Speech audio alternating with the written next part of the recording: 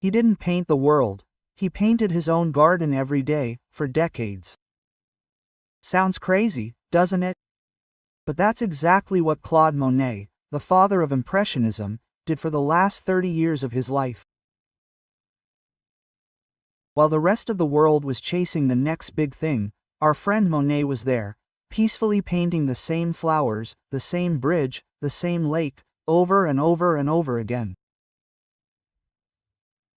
But before we dismiss old Claude as an obsessive maniac, which, let's face it, he kind of was, let's go back in time a bit. We're talking about the late 19th century, a time when art was undergoing a revolution. And in the midst of this turmoil, Monet decided to buy a little house in Giverny, a quiet little town in France. Now imagine the scene. A renowned artist with the world at his feet decides to isolate himself in a city that didn't even appear clearly on the map. The critics must have thought, that's it. Monet had completely lost it. But what they didn't know is that our beloved painter had a plan. A plan that involved gardening. Yes, you heard right. Gardening. Monet not only bought the house, but also created a garden so elaborate it would make any modern landscaper green with envy. We're talking an artificial lake, a Japanese bridge, meticulously planned flower beds. It was as if he were creating his own paradise on earth. And well, who can blame him? If I had the talent and money, I'd probably do the same. But here comes the interesting and slightly crazy part of the story. Monet wasn't content with just creating this dream garden. No, sir, he decided he was going to paint this garden.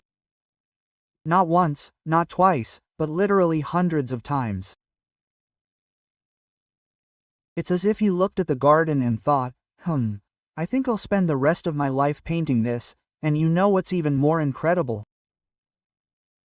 He wasn't actually painting the garden. No, that would be too simple for our friend Claude. What he was really painting was the light. The light over the garden, to be precise. The same bridge, the same flowers, the same pond, but at different times of day, in different seasons, under different weather conditions. Imagine the scene. Monet waking up at dawn, dragging his easel outside, just to capture that exact moment when the rising sun touches the water lilies, or him outside in the middle of winter, his fingers freezing, trying to capture the gleam of snow on the bare branches. It's almost as if he were trying to paint time passing. And here's the really crazy part. He did this for 30 years. 30 years. While the world outside was inventing cars, airplanes, and cinema, Monet was there painting the same patch of land day after day, year after year. It's the kind of dedication that makes us feel a little lazy, isn't it? But before you start thinking Monet was just an eccentric old man with a strange obsession, let's talk about the result of all this madness. Over the course of those 30 years, he produced over 250 paintings of his garden. 250, that's more than most of us produce in a lifetime. And he did all of this while looking at the same place. And you know what's most amazing? Each of these paintings is unique. Even when he painted the same scene, the result was always different. It's as if each painting were a window into a specific moment in time, capturing not just the appearance of the garden, but the feel, the atmosphere, the essence of that precise moment. This is where Monet's genius truly shines. While the rest of the world was racing toward the new and different, he found endless possibilities in the familiar. He showed us that if we look closely enough, even the most ordinary of places can reveal themselves to be extraordinary. And this seemingly crazy obsession ended up becoming his greatest legacy. The paintings of the Giverny Garden are now considered masterpieces of Impressionism. They hang in museums around the world, admired by millions. Not bad for a guy who basically spent 3 decades painting his own backyard, right? But beyond the artistic value, there's something deeply philosophical about what Monet did.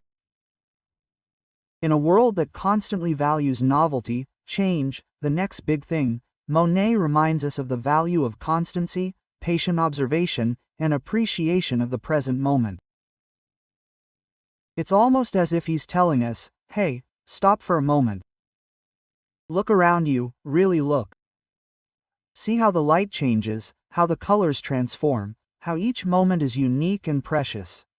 Quote, in an increasingly fast-paced world, this message is more relevant than ever. And we can't help but mention the elephant in the room, Monet's almost obsessive dedication. Let's be honest, most of us would be bored painting the same thing for a week, let alone 30 years. But Monet, he found an entire universe in his own garden. It's the kind of passion that's so intense it borders on madness, but it's also incredibly inspiring. So, the next time you feel bored with your daily routine, remember Claude Monet. Remember the man who found infinite beauty in the familiar, who saw entire universes in a single garden. Perhaps, like Monet, we can learn to see the magic in the everyday, to find depth in what seems superficial at first glance. After all, Monet wasn't just painting a garden. He was painting time, light, the very essence of life.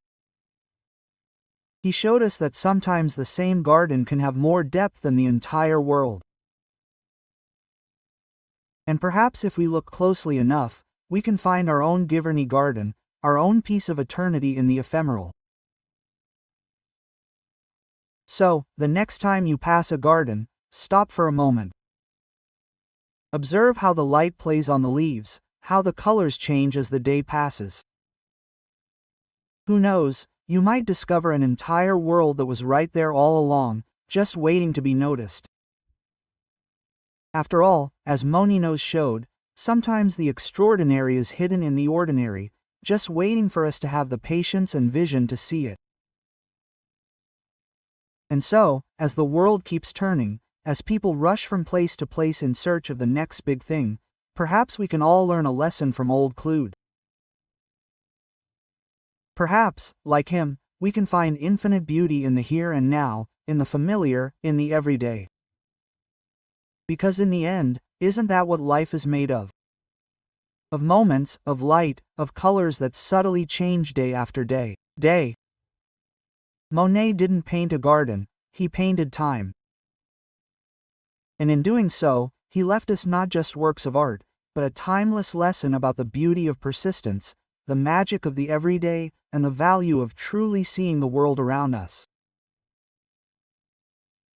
So the next time you feel stuck in a rut, remember, you're not just living your life.